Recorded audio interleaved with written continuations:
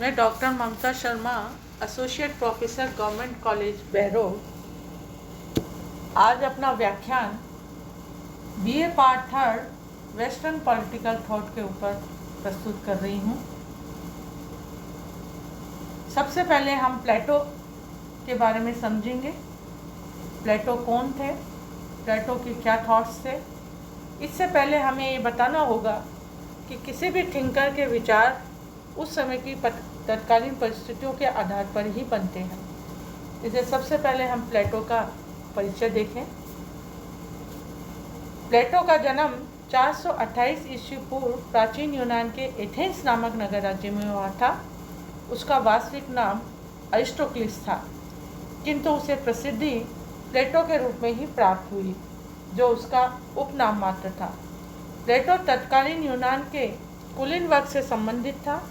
यद्यपि युवावस्था में प्लेटो एथेंस की राजनीति में भाग लेने की महत्वाकांक्षा रखता था, किंतु जिस ढंग से राजनीतिक घटनाक्रम को घटते हुए देखा, उसके परिणाम स्वरूप प्लेटो ने व्यवहारिक राजनीति के स्थान पर दर्शन शास्त्र की शरण लेना उचित समझा। प्लेटो ने स्पार्टा द्वारा एथेंस की पराजय देखी, एथेंस से अल्पवर्गीय निरंकुश शासन देखा। तत्पश्चात उसने ऐसे लोकतंत्र की स्थापना भी देखी जिसके प्रमुख शासक ने मिथ्या आरोप लगाकर सुकरात जैसे महान दार्शनिक को मृत्युदंड की सजा दी गई। इस दुर्घटना ने प्लेटो के हृदय में व्यवहारिक राजनीति के प्रति वैराग्य की भावना पैदा कर दी और वह अपने गुरु सुकरात की दार्शनिक चिंतन परंपरा का अनुसरण करते हुए इस निष्कर्ष पर पहुंचा कि राजनीति जीवन में कष्टों का अंत तब तक नहीं हो सकता जब तक कि राज्य के शासक दार्शनिक नहीं बन जाए अथवा दार्शनिकों को ही शासक नहीं बना दिया जाए। अपने उपयुक्त विचार के समर्थन में प्लेटो ने कई ग्रंथों की स्थापना की। The Republic, the Statesman, the Laws, Crito, Apology and Protagoras. सबसे पहले रिपब्लिक में उसने अपने विचारों के प्रसार, दार्शनिक शासक के प्रशिक्षण तथा सत्य की खोज के लिए उसने एक अकादमी की स्थापना की, किंतु इसमें वह असफल रहा।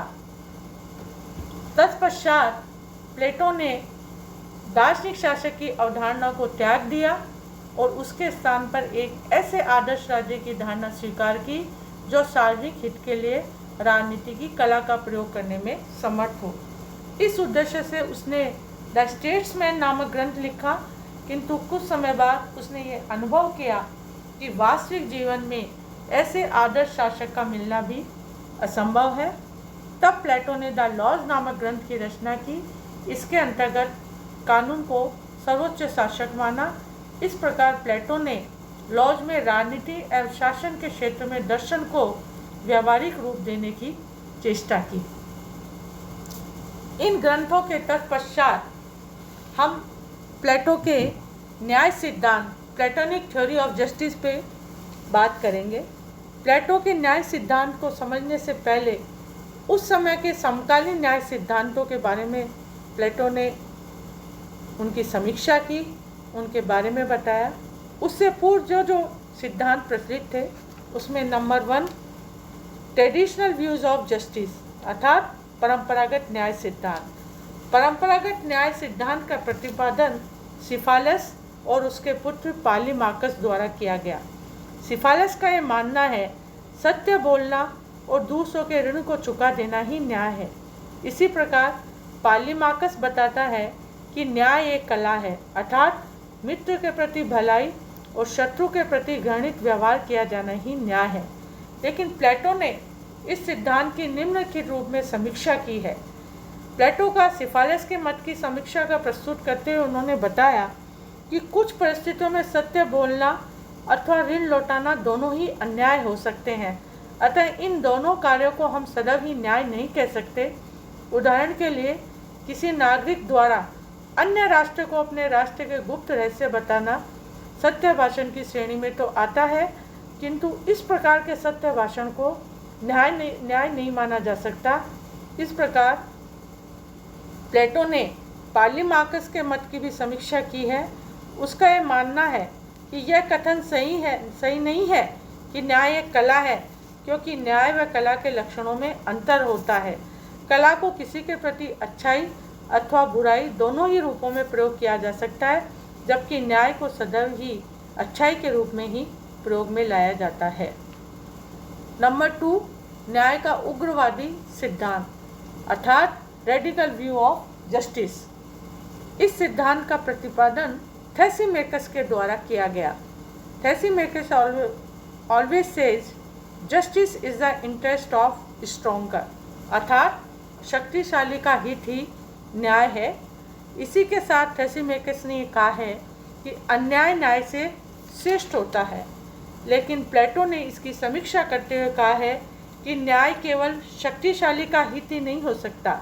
उनका ये मानना है कि शासन एक कला है, किंतु वह कला के ऐसे लक्षण बताता है जिससे ये सिद्ध होता है कि न्याय का अर्थ शक्तिशाली का हित नहीं, अपितु शक्तिशाली द्वारा सार्वजनिक सामान्य हित की रक्षा है। प्लेटो के अनुसार किसी भी कला का उद्देश्य अपने से संबंधित वस्तु के दोषों का अंत करना है, न कि कलाकार की स्वार्थ सिद्धि करना। इस प्रकार प्लेटो ने थैसीमेकस द्वारा दी गई धारणा को अस्वीकार किया। Third, pragmatic theory of justice अर्थात न्याय का व्यावहारिक सिद्धांत। ग्लाउकन के द्वारा इस सिद्धांत का प्रतिपादन किया गया।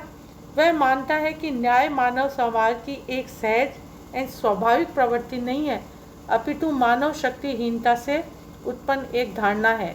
ग्लाउकन का मत है कि मानव स्वभाव से ही स्वार्थी प्राणी है और अपने हित की प्राप्ति के लिए अन्याय करना पसंद करता है। प्लेटो ने निम्नलिखित आधारों पर इस सिद्धांत की आलोचना की है। प्लेटो के अनुसार न्याय मानव आत्मा का गुण है, अतः न्याय का निवास स्थान मानव आत्मा में है, अतः न्याय मानव के लिए सहज व स्वाभाविक गुण है। अतः उपरोक्त तीनों सिद्धांत के आधार पर प्लेटो ने न्याय के 2 सिद्धांतों का प्रतिपादन किया, सामाजिक न्याय एवं व्यक्तिगत न्याय। सामाजिक न्याय के अंतर्गत प्लेटो का ये मानना है कि सभी प्रकार के राज्यों में सामाजिक न्याय पाया जाता है, किंतु इन विभिन्न राज्यों में सामाजिक न्याय की मात्रा विभिन्न हो सकती है। जिस राज्य में सामाजिक न्याय जितना अधिक पाया जाएगा, वह राज्य उतनी ही मात्रा में अधिक अच्छा राज्य होगा। इसी आधार को इन्होंने व्यक्तिगत न्याय पर्सनल जस्टिस के अंतर्गत बताया है कि उनका ये मानना है कि एक मानव में एपेटाइट, स्पिरिट और रीजन, इन तीनों का समन्वय होता है और इन तीनों के आधार पर ही वह अपनी मानव आत्मा को समझता है और इस स्थिति में आत्मा के तीनों तत्व अपना अपना कार्य करते हैं। इस आधार पर प्लेटो ने 3 सिद्धांतों का 2 सिद्धांतों के आधार पर अपनी बातों को बताया है। इसी के साथ प्लेटो ने अपनी कुछ विशेषताओं को उसके अंतर्गत बताया है कि एक न्याय सिद्धांत में एक न्याय करने के अंदर किन किन बातों का होना चाहिए, जिसके अंतर्गत उन्होंने अपने फर्स्ट फीचर में बताया है कि अपनी प्रकृति से न्याय का सिद्धांत नैतिक सिद्धांत है। फोस्टर का कहना है प्लेटो के लिए न्याय का अर्थ वह है जिसे हम नैतिकता कहते हैं, अर्थात वर्तमान काल में न्याय को एक कानूनी अवधारणा के रूप में स्वीकारा जाता है, किंतु प्लेटो ने न्याय को एक नैतिक अवधारणा के रूप में स्वीकारा है। नंबर 2, न्याय को आंतरिक एवं समन्वयकारी तत्व कहा गया है। इस संबंध में प्लेटो का ये मानना है कि न्याय को मानव आत्मा का आंतरिक तत्व मानते हैं, जो आत्मा के तीनों तत्वों में उचित समन्वय स्थापित करता है।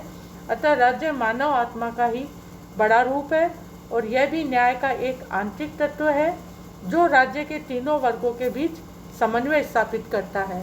नंबर 3, न्याय एवं आदर्श राज्य में घनिष्ठ संबंध। इस संबंध में वेपर ने कहा है कि उचित नेतृत्व, उचित सुरक्षा तथा उचित पोषण ही आदर्श राज्य के अपरिहार्य तथ्य है। अतः प्लेटो के अनुसार एक आदर्श राज्य व्यवस्था की स्थापना के लिए न्याय परम आवश्यक है और उसके अंतर्गत इन तत्वों का होना आवश्यक है। नंबर 4, समष्टिवादी सिद्धांत। प्लेटो का न्याय सिद्धांत व्यक्ति के स्थान पर समाज के महत्व को स्थापित करता है, अतः इसे अपनी प्रकृति से समष्टिवादी सिद्धांत कहा जाता है। इस स्थिति में व्यक्ति साधन बन जाता है और राज्य साध्य। नंबर 5, दार्शनिक शासक वर्ग का केंद्रीय स्थान। प्लेटो की न्याय व्यवस्था में ऐसे शासक वर्ग को आधारभूत महत्व दिया गया है जो अपनी प्रकृति से दार्शनिक हो। व्यवहार में राज्य में न्याय की स्थापना का काम इन्हीं दार्शनिक शासकों द्वारा किया जाता है। इस प्रकार प्लेटो ने दार्शनिक शासक को सेंटर पॉइंट के रूप में अपने सिद्धांत में प्रतिपादित किया है। नंबर 6, न्याय सिद्धांत के सहायक व अनिवार्य साधन। इसके अंतर्गत प्लेटो ने शिक्षा और साम्यवाद को शामिल किया है। प्लेटो का मत है कि अन्याय का आधार अज्ञान होता है। अज्ञान एक मानसिक रोग है और इसका एकमात्र इलाज है उचित शिक्षा। अतः इसके अंतर्गत प्लेटो ने अपने शिक्षा के सिद्धांत को प्रतिपादित किया है। नंबर 8, न्याय के 2 प्रकार जो हम पूर्व में ही बता चुके हैं, व्यक्तिगत न्याय और सामाजिक न्याय। अतः प्लेटो ने अपने इन विशेषताओं में इन दोनों को शामिल किया है। प्लेटो के द्वारा अपने न्याय सिद्धांत के प्रतिपादन को बड़े ही सहज और सुलभ शब्दों में बताया और उस समय की परिस्थितियों के आधार पर इनको बताने का प्रयास किया। लेकिन आलोचकों ने प्लेटो के इस न्याय सिद्धांत की कुछ आधारों पर आलोचना की है। नंबर 1, यह मात्र नैतिक सिद्धांत है। प्लेटो के न्याय सिद्धांत का प्रमुख दोष यह है कि यह अपनी प्रकृति से मात्र एक नैतिक सिद्धांत है, जबकि आधुनिक युग में न्याय को मूलतः एक कानूनी धारणा के रूप में स्वीकार किया गया है। इस संबंध में बार्कर ने कहा है, प्लेटो का न्याय सिद्धांत वास्तव में न्याय नहीं है, यह मनुष्य को केवल अपने कर्तव्य तक सीमित करने वाली भावना मात्र है, कोई ठोस कानून नहीं। नंबर 2, यह व्यक्ति की स्वतंत्रता के विरुद्ध है। यह न्याय सिद्धांत केवल कर्तव्यों पर ही बल देता है, उनके अधिकारों की पूर्ण उपेक्षा करता है। अतः न्याय सिद्धांत व्यक्ति की स्वतंत्रता का भी अंत कर देता है। इस दृष्टि से इस सिद्धांत को आलोचकों ने स्वीकार नहीं किया। नंबर 3, प्रजातंत्र विरोधी अभिजात तंत्र समर्थक सिद्धांत। प्रजातंत्र में व्यक्ति की समानता को स्वीकारा जाता है, किंतु प्लेटो का न्याय सिद्धांत वर्गीय आधार पर व्यक्तियों के बीच असमानता की स्थापना करता है। प्रजातंत्र में व्यक्ति को अधिकार व स्वतंत्रता प्राप्त होती है। व्यक्ति को साध्य व राज्य को साधन माना जाता है, किंतु यह सिद्धांत सबसे ठीक मान्यताओं में विश्वास नहीं रखता। अतः यह कहना उचित होगा कि न्याय सिद्धांत प्रजातंत्र का विरोधी है। नंबर 6, व्यक्तित्व का अपूर्ण विकास। व्यक्तित्व के विकास के लिए ये आवश्यक है कि समस्त योग्यताओं को विकसित करने का अवसर मिले, अर्थात व्यक्ति को अपनी आत्मा के तीनों गुणों का विकास करने का मौका मिलना चाहिए। किंतु प्लेटो का न्याय सिद्धांत एक व्यक्ति को अपनी आत्मा के केवल प्रधान गुण को ही विकसित करने का मौका देता है, अन्य गुणों की उपेक्षा करता है। नंबर 5, मनोवैज्ञानिक अव्यावहारिक सिद्धांत। अतः प्लेटो के सिद्धांत को मूलतः मनोविज्ञान के प्रतिकूल माना गया है, इसलिए वास्तविक जगत में इसको अव्यावहारिक सिद्धांत माना जाता है। नंबर 6, विरोधाभासी सिद्धांत। प्लेटो के न्याय सिद्धांत में आधारभूत विरोधाभास है। नंबर 1, प्लेटो ने अपने सिद्धांत में राज्य की पूर्ण एकता की स्थापना करता है, किंतु आलोचकों का मत है कि इस सिद्धांत में निहित दोषों के कारण यह राज्य की एकता को ही नष्ट करता है और इस सिद्धांत द्वारा स्थापित तीनों वर्गों के हित परस्पर विरोधी है। इस स्थिति में हितों की दृष्टि से एक राज्य में 3 राज्य अर्थात राज्य की एकता को खतरा उत्पन्न हो जाएगा। नंबर 7, दार्शनिक वर्ग सत्ता का दुरुपयोग कर सकता है। एक और तो प्लेटो ने इस सिद्धांत को स्वीकारा है कि प्रत्येक वर्ग केवल अपने ही संबंधित कार्य को करेगा, दूसरे वर्ग के कार्य में हस्तक्षेप नहीं करेगा, और दूसरी ओर यह भी मानता है कि दार्शनिक शासक वर्ग के द्वारा अन्य दोनों वर्गों का नियंत्रण किया जाएगा। इस प्रकार लॉर्ड एक्टन ने कहा है कि सत्ता भ्रष्ट करती है, लेकिन पूर्ण सत्ता पूर्ण रूप से भ्रष्ट करती है। इस आधार पर इसको स्वीकार नहीं किया। लास्ट, आधुनिक युग के अनुरूप नहीं। अतः इस सिद्धांत की आलोचना का यह आधार भी कहा है कि आधुनिक युग में न्याय को एक कानूनी अवधारणा के रूप में स्वीकारा जाता है, किंतु प्लेटो ने अपने न्याय सिद्धांत में कानूनी पक्ष की पूर्णतः उपेक्षा की है। इस आधार पर किसी भी आधुनिक राज्य में या न्यायपालिका न्याय का कार्य करती है, किंतु प्लेटो ने अपने न्याय सिद्धांत में संप्रभुता एवं संविधानवाद का उल्लेख नहीं किया है।